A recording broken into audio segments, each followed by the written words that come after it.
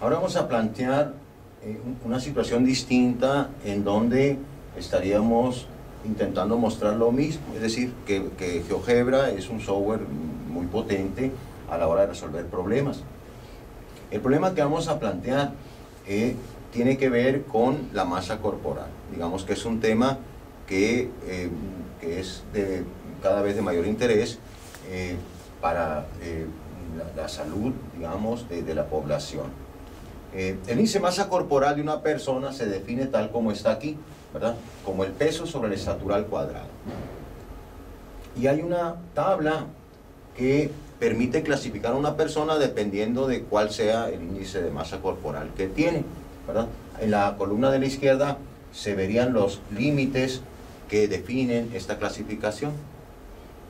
Entonces, de acuerdo con la masa corporal, bueno, pues alguien podría tener peso insuficiente, normal, sobrepeso, etcétera, ¿no? Y entonces vamos a utilizar esta tabla para analizar gráficamente, digamos, cuál es esta clasificación. Nosotros podemos ver esta clasificación gráficamente si le decimos a GeoGebra simplemente que grafique estos valores específicos de la masa corporal. Estas relaciones que son producto, ¿verdad?, de tomar los límites de esta tabla, ¿verdad?, como coeficientes de la E cuadrada, es decir, de la estatura.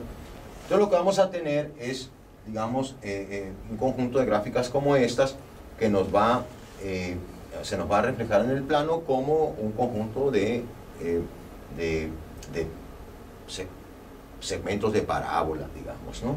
O ramas de parábola. Y entonces, si nosotros nos vamos a GeoGebra, entonces tendríamos una gráfica en donde estarían las tres parábolas, ¿verdad? Que son producto de estas relaciones que hemos visto. Y entonces la clasificación de la tabla se traduciría a GeoGebra, en el plano de GeoGebra se traduciría en una división del primer cuadrante en, digamos, en regiones del primer cuadrante, ¿verdad?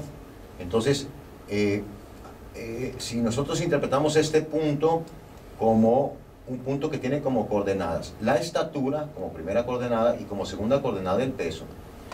Entonces, dependiendo de dónde nos encontremos, de dónde se encuentra este punto, ¿verdad?, estaríamos en una de las clasificaciones que marca la tabla, ¿verdad?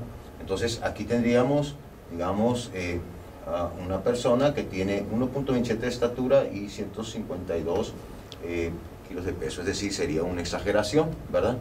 Entonces, esta persona, bueno, sería una persona con sobrepeso, ¿no? Cuando llegamos a esta región, pues estamos frente a una persona, digamos, que ha cambiado de clasificación.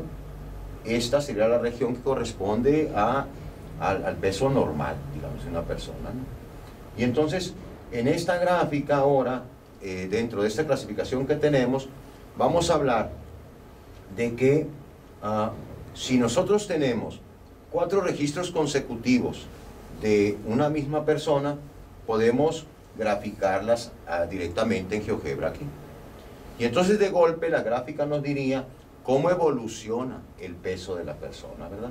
Y entonces uno puede ver como la tendencia que tendría esta persona si tiene, por ejemplo, 4 registros, ¿no?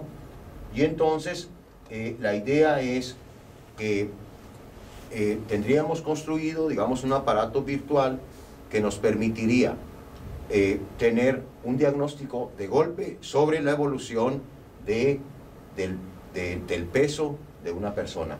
Y entonces podríamos ver, en este caso que tenemos en pantalla, por ejemplo, cómo la persona ha ido evolucionando y su tendencia es a salirse del peso normal, ¿verdad? Entonces, esto es como relativamente fácil de hacer en GeoGebra, digamos, y tendríamos una situación en donde el dinamismo de la gráfica nos permitiría como discutir en mejores condiciones cuál es el análisis que se está haciendo.